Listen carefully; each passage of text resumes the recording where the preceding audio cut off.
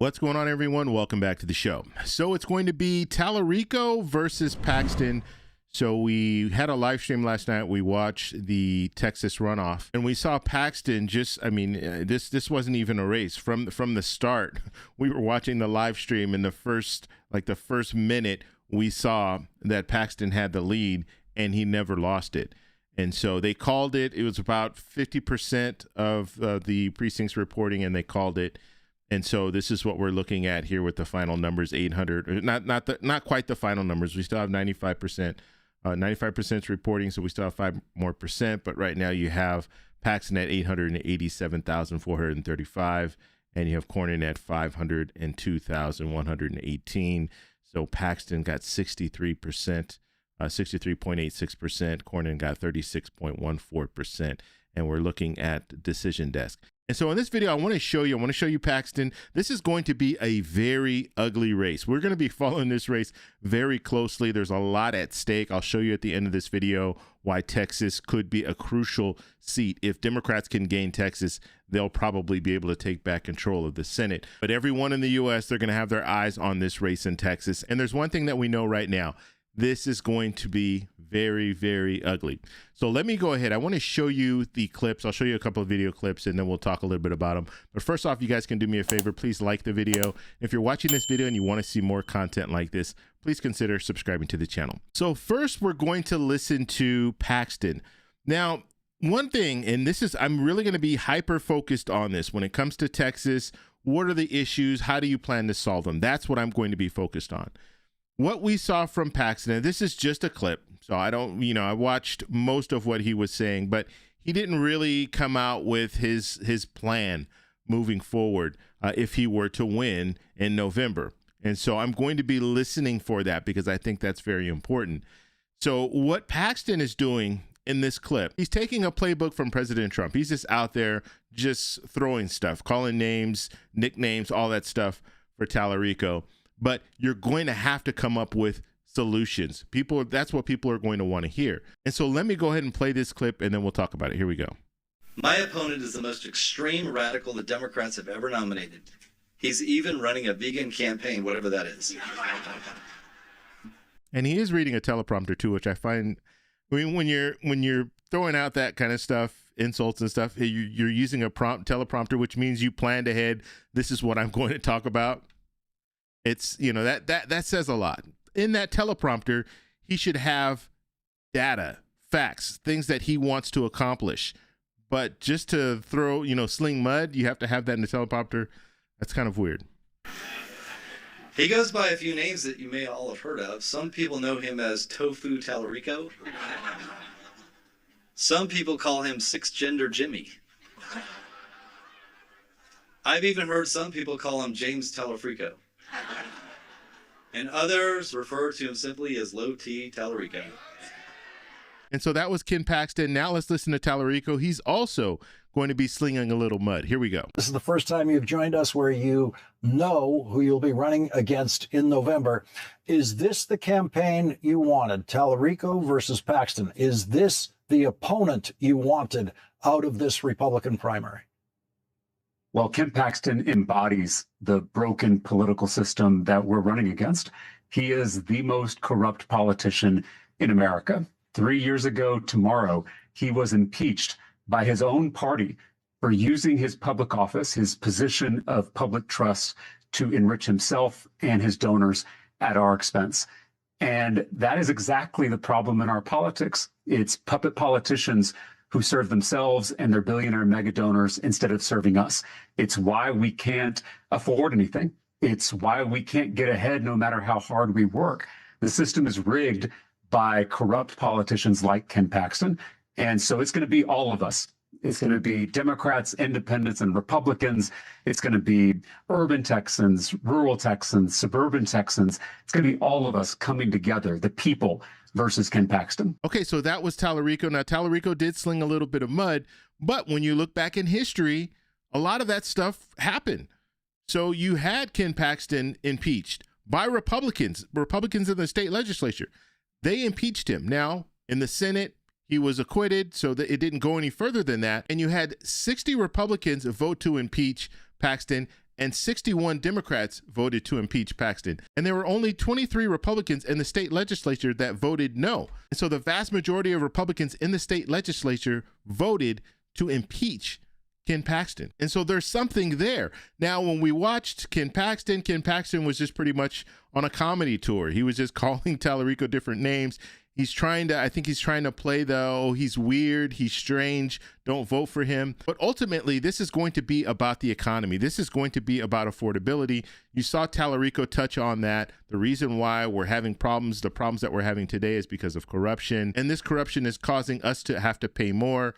And so I think that's a good message. Now, I think Talarico is going to need to lean in further when it comes to affordability. That's going to need to be the talk. The corruption, people in Texas know that Ken Paxton has that history. You can remind people in Texas about that, but I think the main focus should be on the fact that things just aren't affordable. Gas prices are on the rise. When we're looking at food prices, they're also on the rise. So just to get ahead, people right now are struggling, and there's no end in sight when we're looking at this war in Iran. And I know Ken Paxton is not currently in, DC, but he's been endorsed by President Trump, and Talarico is going to need to tie in Ken Paxton to the current administration and how things are going with the current administration. So I'm interested to hear more policy. I've heard some policy from Talarico already. Haven't heard much from Ken Paxton. So I'm going to be interested to see what his plan moving forward is. I also want to hear Ken Paxton answer some serious questions when it comes to what's going on right now. The war in Iran, how do you think that should be resolved?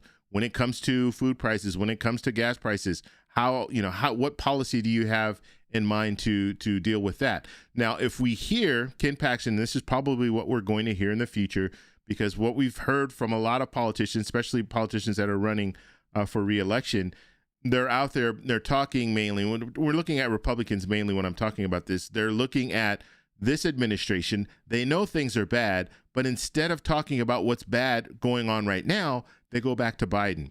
Well, when Biden was president, inflation was at this number. That's not going to work. And it's not going to work because the American people are struggling now.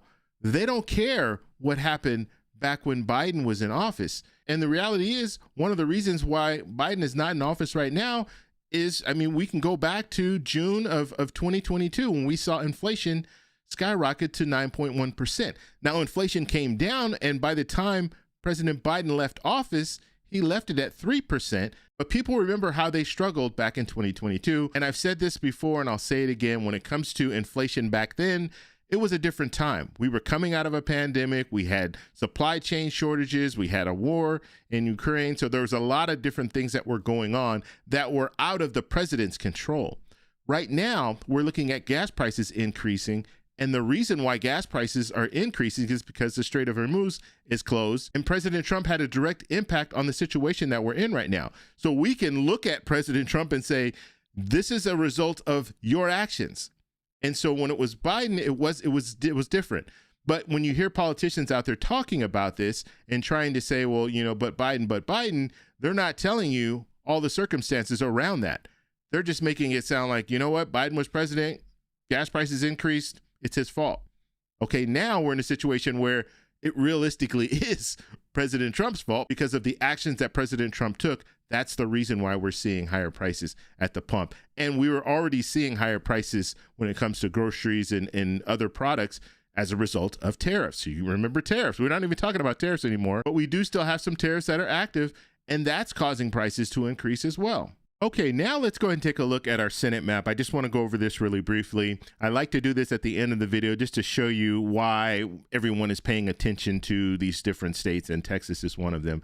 So we're looking at Democrats and independents at 47. We're looking at Republicans at 53. So Democrats need to net 4 seats. Democrats right now, they're going to be defending states like Georgia, Michigan, and New Hampshire. They have to defend those states. They can't lose those states. But when we start looking at some of the other states here, we can look at North Carolina, we can look at Maine, and right now Democrats have an advantage in both of those states. So they have a real good shot at flipping both of those states. But after that, now we're starting to look at states that'll be a little bit closer, a little bit more of a challenge. I think Alaska is going to be a state where Democrats have a real shot. Peltola has a real shot to win. Sullivan is a Republican. He is the incumbent, so it's not going to be easy for Peltola, but I think she has a really good shot of winning. So let's just put a scenario in place where Democrats win in Alaska. Now we're looking at Democrats and independents at 50, and we're looking at Republicans at 50. And so if we're looking at Democrats at 50 and Republicans at 50, the vice president comes in and breaks the tie. So Republicans would maintain control of the Senate. And so Democrats need to win one more seat. And that's why when we're looking at Texas, we're going to be watching Texas very closely, because when we look at some of the other states here, we have Texas, we have Iowa, we have Ohio. Those are probably going to be the states that are the best opportunity for Democrats to flip. And looking at some of the latest polling, it looks like Talarico does have some momentum. I'm interested to see what polling is going to show us now that we know Paxton is the nominee for the Republicans. What is that going to change anything? I was listening to Cornyn's concession speech, and it sounds like Cornyn will endorse Paxton in the future. And so that will definitely help Paxton, because some of those votes that Cornyn received, they will go ahead and vote for Paxton. Some of them won't. I mean, there's some people that are out there in Texas that are just, they just don't want Paxton at all. And that's why they were voting for Cornyn, even though leading into this, people kind of had that idea, you know what, Paxton's probably going to win. We had an endorsement from the president. And so, they kind of knew that it was going to be hard for Cornyn to win, but they voted for him anyway. So some of those people, they might not vote for Paxton at all. But if we're looking at this map, I would say the two best opportunities for Democrats are going to be in Texas and Ohio. I think Ohio with Sherrod Brown, I think he has a real shot of winning. When it comes to Texas, I also think that Talarico has a shot to win. So if we did see a scenario where Talarico won in Texas, now we're looking at Democrats and independents at 51, Republicans at 49. Democrats would take back control of the Senate. And then when we're looking at Ohio, this is going to be another close race. You have Sherrod Brown running against Houston. I think Sherrod Brown has a real shot at winning, because Sherrod Brown has done this before. He did lose in 2024, but he's won a Senate race before in Ohio, whereas Houston has never won a Senate race. He was appointed to the position, so this is his real first shot at running for Senate. And so we'll have to see how it plays out. But if we did see a scenario where Sherrod Brown won, then we would see Democrats and independents at 52, Republicans at 48, and so Democrats would have a little bit of a cushion. And some people are saying that, you know what, that cushion would be good because we don't know what's going on with Fetterman right now. And because of that, if you have a little bit of a cushion when it comes to different votes, maybe you'll be able to get some of these votes over the finish line without Fetterman. So that's something. And then we also can talk about independents. I usually talk about that in separate videos, but we're looking at Nebraska. You have a possibility here of Osborne winning in Nebraska, beating the Republican. So that would help Democrats as well. But all in all, we're going to be watching Texas very closely, and I will be doing multiple videos in the future about Texas because I think this is a really, really interesting race. And the biggest story here is, will Democrats be able to actually win a Senate seat in Texas? They haven't won a Senate seat in over 30 years in Texas. And so will they be able to flip Texas? But I want to know what you guys think. So let me know in the comments below. What do you think about this whole situation? What do you think about the runoff? Do you think Paxton is a better candidate to run against Talarico than Cornyn would have been? Let me know in the comments below. If you like this video, please give me a thumbs up. Please subscribe for more. And remember, stay informed, stay engaged, and I'll talk to you in the next one. Bye. So that's all we have for this video. Make sure if you guys want to send me an email, you can do that, david@thetecshow.com. Like the video, subscribe for more, and check out these videos over here for some more great content. Talk to you later. Bye.